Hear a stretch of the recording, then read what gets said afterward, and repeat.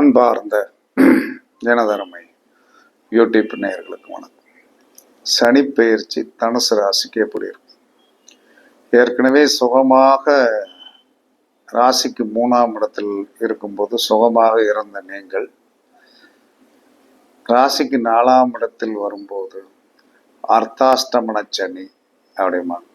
அர்த்தாஷ்டமன சனி அப்படின்னு சொல்லி ராசிக்கு 4ஆம் இடத்தில் வரும்னா அஸ்தாஷ்டமன சனி, 7ல் ஒரு பேர்வாதி அப்படிமா.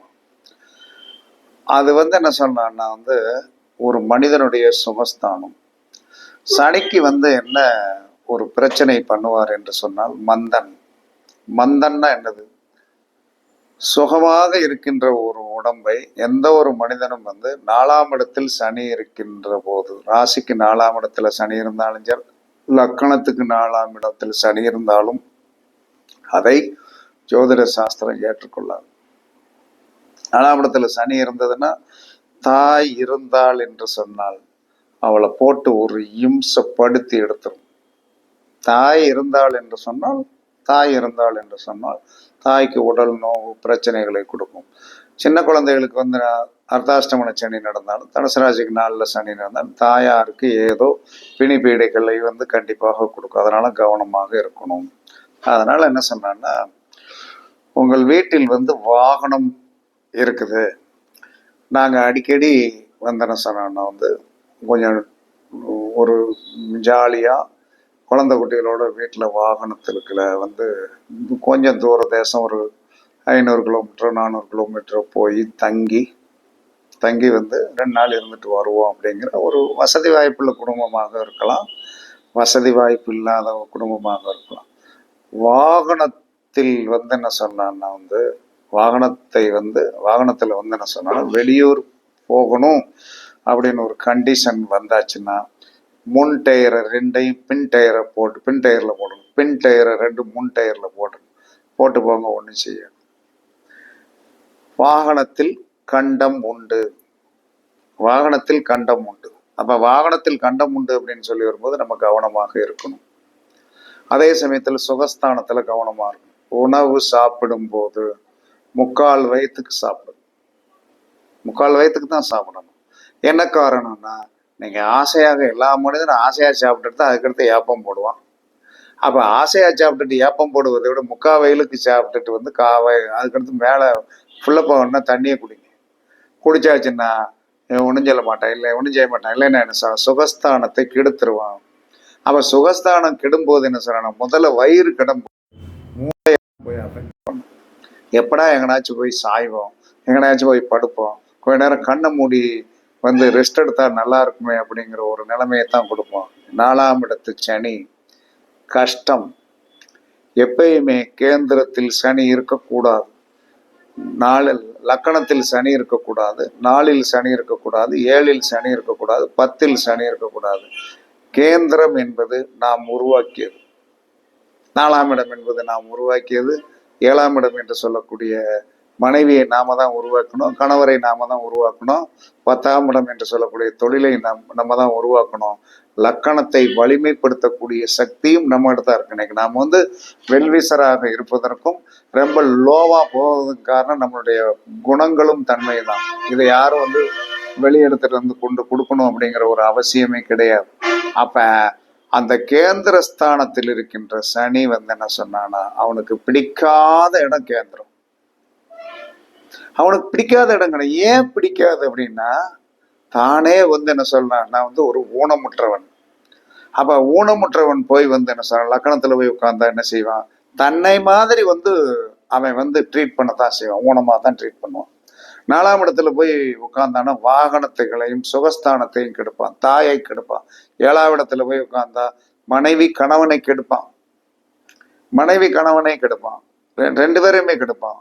என்ன காரணம், ஆணாக இருந்தால் 7ல் சனி இருக்கக்கூடாது, பெண்ணாக இருந்தால் 7ல் சனி இருக்கக்கூடாது, 10ஆம் இடத்துல சனி இருக்கக்கூடாது. ஒரு பெரிய கொடுமையான விஷயம்.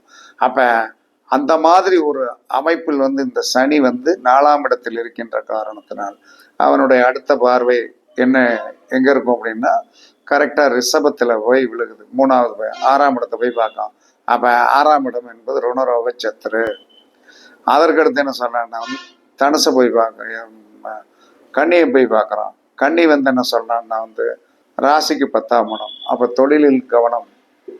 அதற்கடுத்து வந்து என்ன சொல்றான்னா வந்து 10வது பார்வையாக வந்து என்ன சொன்னான்னா ராசியவே பார்ப்போம், ராசியவே பார்ப்போம். அப்ப அவருடைய பார்வை ரிஷபம், அதற்கடுத்து வந்து என்ன சொன்னா கன்னி, அதற்கடுத்து தனுசு. இந்த 3 இடங்களில் வந்து நீங்கள் உங்களுடைய அது லக்கணத்திற்கு என்ன இடமாக வந்தாலும் சரிதான். ராசிக்கு உங்களுக்கு தெரிஞ்சிருச்சு, நான் ராசிக்கு மட்டும்தான் இந்த சனி பயிற்சியை பத்தி சொல்ல முடியும். உங்களுடைய லக்கணத்திற்கு வந்து எனக்கு தெரியாது. அப்ப லக்கணத்திற்கு வந்து என்ன சொன்ன அது என்ன இடமாக வந்தாலும் அங்கேயும் ஒரு பாதிப்பை கொடுப்பான், பாதிப்பை கொடுப்பான். அதனால நீங்கள் கவனமாக கண்டிப்பாக இருக்கணும்.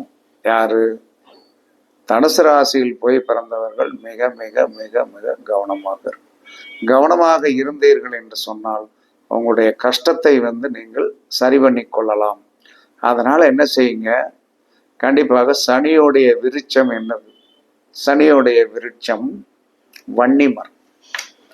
ஒரு 2.5 ஆண்டுகள் ஒரு மனிதன் வந்து என்ன சொல்றான்னா வந்து அர்த்தாஷ்டமன சனியை வந்து சந்திக்க போகும்போது, 2.5 ஆண்டுகள் அர்த்தாஷ்டமன சனியை சந்திக்க போறோம். ஏன்னா வந்து இதுல உங்க ஜாதகத்தில் வந்து கிரக நிலைகளில் வந்து ஏற்ற இறக்கங்கள் வரலாம். ஒரே ரேசியாவில் இருக்குன்னு சொல்ல முடியாது. ஒரு சாதாரண வந்து என்ன சொல்றான்னா வந்து திசையோ புத்தியோ அந்தரமோ சூட்சுமங்களில் வந்து என்ன சொல்றான்னா ஒரு ஒவ்வாத நிலை வந்து ஒரு 20 நாளைக்கு நடந்தாலும் அந்த நேரத்துல இவர் உள்ள புகுந்து என்ன சொல்றான்னா வந்து எரிகிற வீட்டில் வந்து எண்ணெயை தூக்கி ஊத்துன மாதிரி ஊத்தி பெருசா வந்துடும். அதனால இதற்கு தீர்வு வன்னி மரம் ஏதாவது ஒரு இடத்தில் வந்து நட்டு பராமரிச்சுவாங்க. 2.5 ஆண்டுகளில் வந்து நல்ல மரமா வளர்ந்துடும். அது நம்மளுடைய வர்க்கத்தோடைய தோஷத்தையும் வந்து கண்டிப்பாக போக்கிடும், நம்முடைய வர்க்கத்தைகளுடைய தோஷத்தையும் போக்கிடும். ஏன்னா நெருக்கடியான காலகட்டங்கள் என்பது என்ன சொல்றாங்கன்னா வந்து அர்த்தாஷ்டமன சனியும் ஒரு நெருக்கடியான காலம்தான். அப்ப தூரதேச பிரயாணங்கள் பண்ணக்கூடாது அப்படின்ட்டான். தூரதேச பிரயாணங்கள் பண்ணி வந்து அந்த 2.5 வருஷத்துல வந்து பெருசா சாதிக்க முடியாது அப்படிங்கிறான். அப்ப அவருடைய விருட்சத்தை நட்டு அவருக்கே உணவு கொடுத்த மாதிரி வன்னி மரத்திற்கு தண்ணீர் ஊற்றி வன்னி மரத்தை வந்து என்ன சொல்லலாம்னா வந்து நல்லா சந்தன குங்குமம் வச்சு கூட நீங்க வந்து வழிபாடு பண்ணலாம். அது ஒரு தெய்வத்தன்மையுடைய அற்புதமான மரம். இதெல்லாம் நம்ம ஜோதிட சாஸ்திரம் படிச்ச பிறகு நிறைய விஷயங்கள் வந்து விருட்சத்தை வந்து சாதிக்கலாம். அப்ப தனுசு ராசிக்காரர்கள் கண்டிப்பாக வன்னி மரம் நட்டு கண்டிப்பாக என்ன செய்யணும், நீங்கள் பராமரித்து வந்தீர்கள் என்று சொன்னால் உங்களுடைய கஷ்டம் கிடைக்கும். முடிஞ்ச வரைக்கும் என்ன சொன்னா சனிக்கிழமை மாதத்தில் 2 தடவை சனிக்கிழமை விரதம் இருந்துரும். விரதம் இருக்கிறது சனிக்கு ரொம்ப பிடிக்கும். விரதம் இருந்து வந்து என்ன சாயந்தரம் வந்து மாலையில வந்து தனியாக இருக்கிற சனீஸ்வர பகவானுக்கு 2 நெய்தீபம் போட்டு வந்து வீட்டுல எள்ளு சாதம் ரெடி பண்ண சொல்லி வந்து என்ன சொல்லலாம்னா நீட் பண்ணி அழகாக சாப்பிடுங்கள். கண்டிப்பாக உங்களுடைய கஷ்டங்களும் பிணிகளும் தீரும் என்று கூறி உங்களிடமிருந்து விடைபெறுவது சிவிபாறை ஜோதிடர் சாதி ராகவன் ஜெயபாலாஜி. சுகமே சூழ்க சுகமே சூழ்க, வாழ்க வளமுடன் வாழ்க வளமுடன். வணக்கம் வணக்கம் வணக்கம் வணக்கம்.